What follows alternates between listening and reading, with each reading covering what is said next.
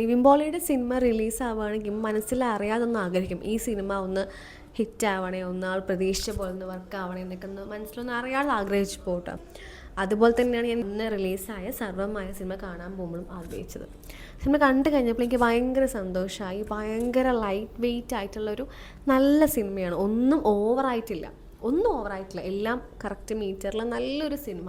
Comedy ഉണ്ടോയെന്ന് ചോദിച്ചാൽ comedy പടമാണ്. ഫീൽ ഗുഡ് മൂവിയാണോ ചോദിച്ചാൽ ആണ്. ഫാമിലി ഇതുണ്ടോയെന്ന് ചോദിച്ചാൽ ഫാമിലി ഡ്രാമയൊക്കെയുള്ളൊരു സിനിമയാണ്. പ്രേതപ്പടമാണോ എന്ന് ചോദിച്ചാൽ ഒരു 20% ഹൊറർ മൂവിയാണെന്നും പറയാം. അങ്ങനെ എന്താ പറയുക, എല്ലാം കൂടെ മിക്സ് ആയിട്ടുള്ള 2.5 മണിക്കൂർ നമുക്ക് ഒരു സെക്കൻഡ് പോലും ബോറടിക്കാതെ കാണാൻ പറ്റുന്ന നല്ലൊരു സിനിമയാണ്. പഴയ നിവിൻ പോളിയൊക്കെ നമുക്ക് കാണാൻ പറ്റും.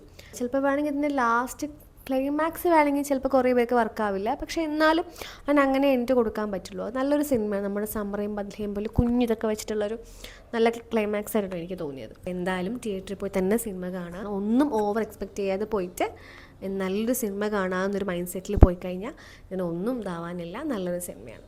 Okay, thank you.